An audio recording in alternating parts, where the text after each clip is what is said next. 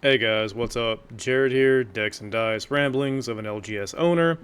Yet again, pooping out another video. I'm going to try to keep, maybe not this much of a cadence, but I'm going to try to be more regular, as I keep saying. So, let's talk about Lorwyn and the pre-release, which was really successful. At least for our store. I mean, we have one more today at like 2 or 3 p.m., but let's be honest, it's a Sunday. Most of them I might have like 4 to 6 people show up for on a Sunday.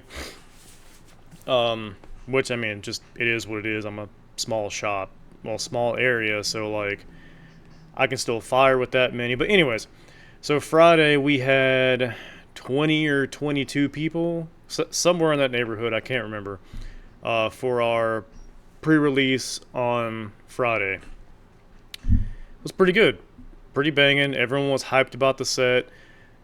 Honestly, the set is not bad. I try to stay away from spoilers as much as I can because honestly, I think it just ruins the entire, like, just the experience. It ruins the entire experience of buying packs, opening it, and actually getting to experience the set, you know?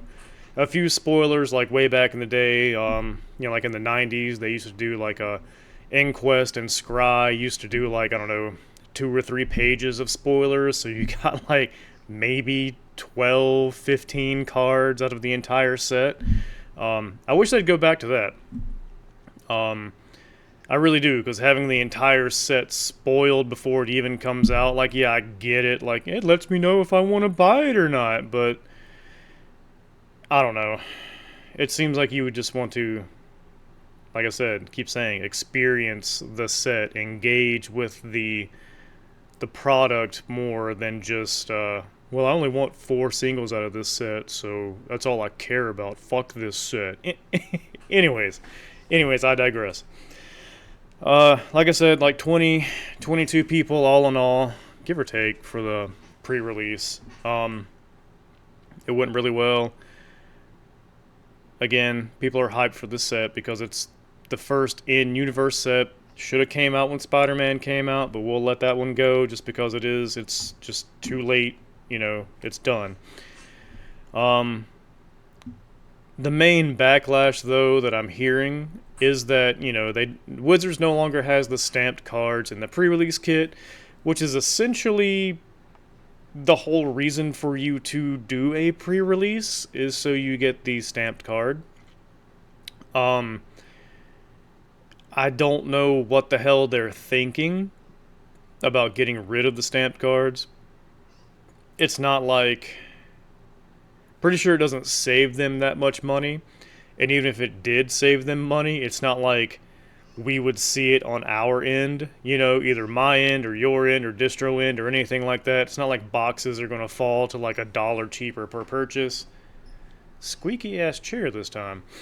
So like whatever, right? It's maybe a cost saving method for them, may not be, but anyways, pretty cheap and has been par for the course for Wizards for like the last year or two to just kind of like, I don't know, cheapen their game by like yanking stuff or modifying things kind of more in their favor versus the consumer in favor.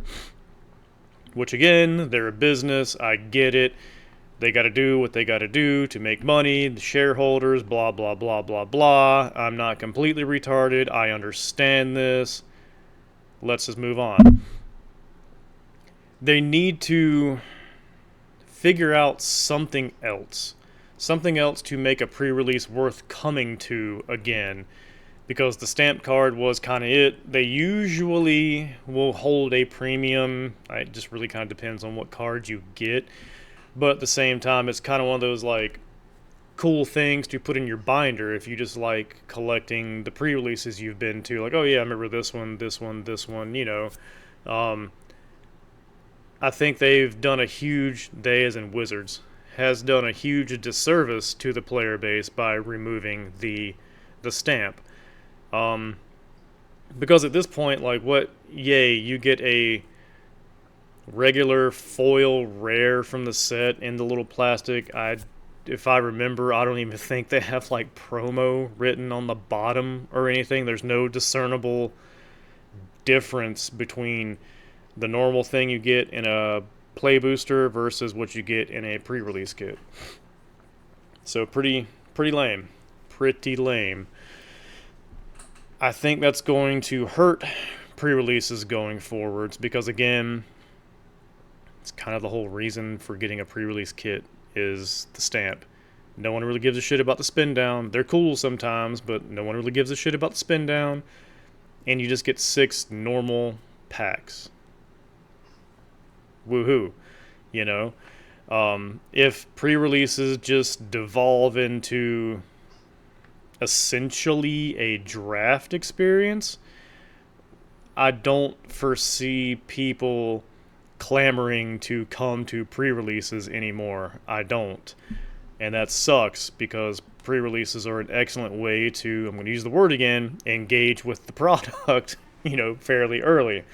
But lots of people griping about that, rightfully so. You got some people being like, well, just fucking be happy you get something, blah, blah, blah. And I understand your side of the argument, just like I understand the other side of the argument. Like, it's kind of like a first world problem where it's just kind of bitching to bitch, but even though it's a legitimate gripe, it's kind of like, well, it's a luxury item, guy. Like, what do you expect, really? Like, anyways, that's kind of all I wanted to touch on. Really quick video. I wish they would do something, because I'm in the same, like, kind of camp as something needs to be done in order to be like, hey, I came to the pre-release, this is a pre-release card. Like I said, for people who like collect the cards or whatever, even if it brings a small premium, I think they need to do something to help those people that do involve themselves early with a set or something, just to help them remember it, stand out, whatever. I'm not really huge into like participation trophies or anything like that. I'm really not. You can go back to older videos I have, and I gripe about participation trophies.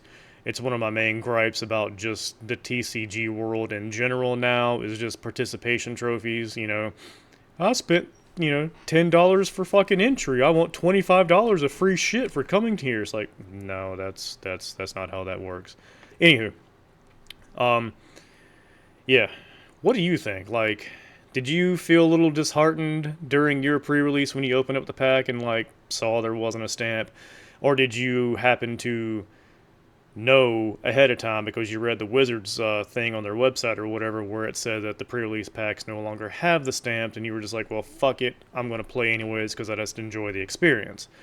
What do you guys really think is going to happen on a long enough timeline?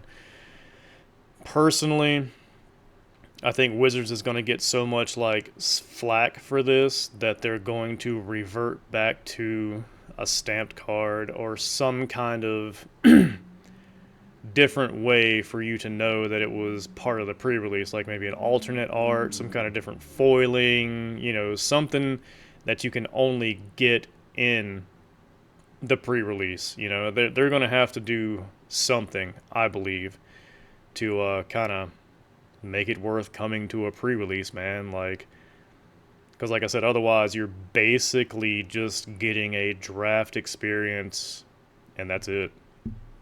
Which is cool. Don't get me wrong. Like, draft is cool. Like, that used to be like the main way to actually engage and interact with most sets, was just, hey, let's do a draft. But I don't know. It just seems like they kind of dropped the ball a bit. Again, tell me what you think. Let me know in the comments below. Like, share, sub, subscribe, all that good stuff. Help me grow the channel. Blah, blah, blah. I think they just dropped the ball. Anyways, I got to open up in about 20 minutes, so you guys have a good one out there. Life is not a dick. You don't have to take it so hard. You're a trash can. You're a trash can, not a trash can't. Sorry, I screwed up my own thing.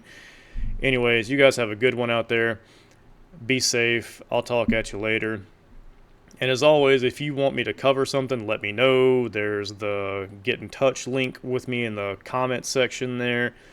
send me something you want me to ramble about. Otherwise, I'm just gonna pick random shit and go with it. So, yeah, take it easy, guys.